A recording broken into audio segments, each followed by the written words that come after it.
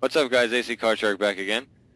With Pixel Sandwich. We are on episode 25 of the Shark and Pixel Show. Today we're going to be reviewing Alpha Protocol for the Xbox 360. Yeah, Sega put this game out, and Obsidian developed it, and we know that Obsidian has had kind of a spotty track record. They're working on Fallout New Vegas. This game's been getting pretty mixed reviews, so we thought we'd set the record straight and tell you guys what we thought. The only thing I have to say is KOTOR, Part 2. Yeah, so we were kind of wary about this game. A little bit. Because of Obsidian, but...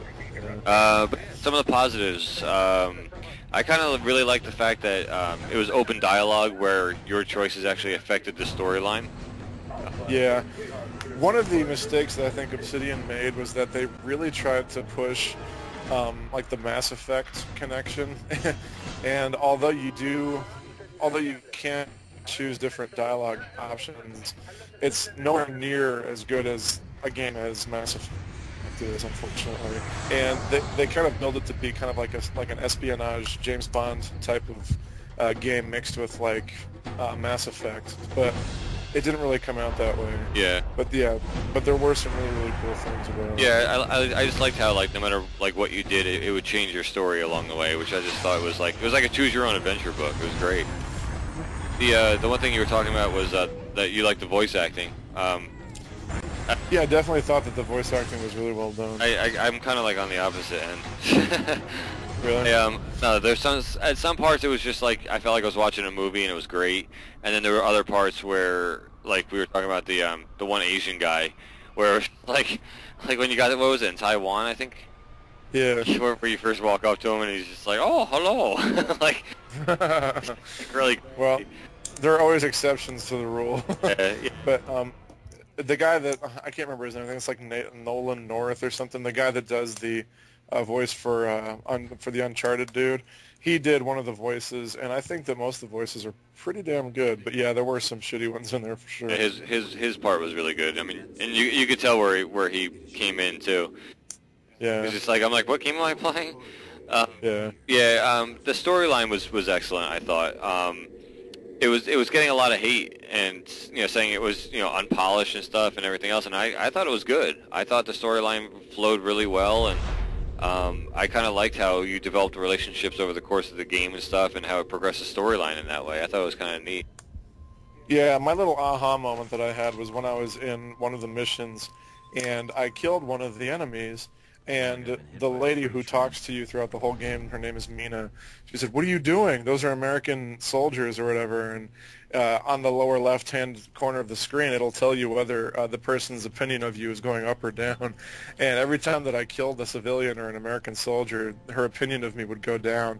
So I was trying to be like a good guy the first time I played through the game, and it really changed the way that I played. I started, being a little bit more stealthy and sneaking around a little bit more. So that was really cool that I actually had to think about the game in a different way. Yeah, I agree. I actually, it's funny, like they gave you the option to like like a boss battle, like kill him or save him or whatever, and I was just like, kill him. Yeah. I was a little bit more merciful than you were. Assassinating, I think all but one. And, yeah. Just because it was fun and I could.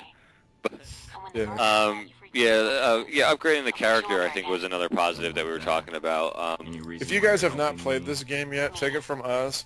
Put all of your spec points into stealth, assault rifles, and what was the other one? Toughness or something like that? Yeah, something like either toughness or like recovery, or it was the health one, whatever the health one was.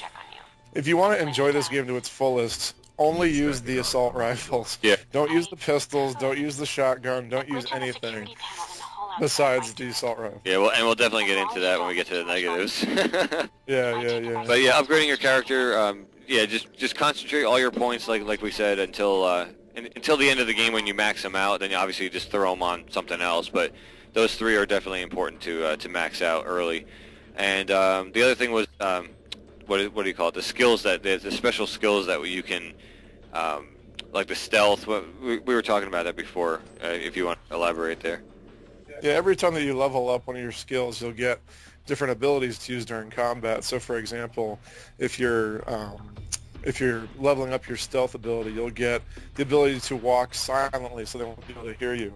And then eventually, if you keep leveling you'll be able to walk around a room completely invisible, just taking out dudes and slitting their throats. So it's really cool. You go from feeling like a feeble little pussy up to feeling like this stealth ninja master. It's kind of tight. Yeah, so as you upgrade through the thing that we talked about, then it obviously gives you more special skills and stuff. So it's pretty cool. I always forgot I had them though. That's the thing. Like they don't really remind you of these things, and it's just like I was like, oh yeah, like I forgot I can like turn invisible for 30 seconds.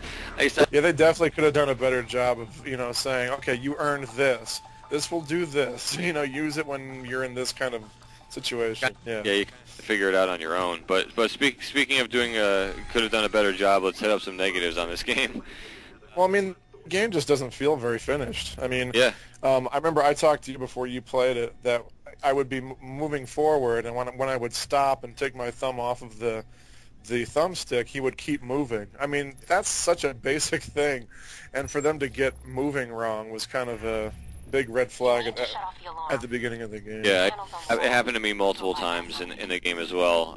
You told me, because I think you started playing it like a day or two before me. And, I was like, oh really? That's weird. I'm like, well, maybe it's just yours. And then also I started playing it like when GameFly got my copy to me, and I started playing it. I'm like, what the hell? I'm like, stop! Like, trying to get him to stop. Sometimes you have to get him to stop before like he alerts people and stuff, and like he just keeps wandering out in the middle of open. I'm like, that's a guy that's gonna try to kill you. I know. So that was pretty creepy. I thought the graphics were really shitty.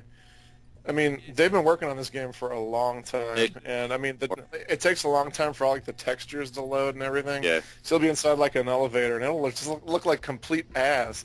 And then like 5 seconds later, like all the textures load. I'm like, oh, okay, that looks better.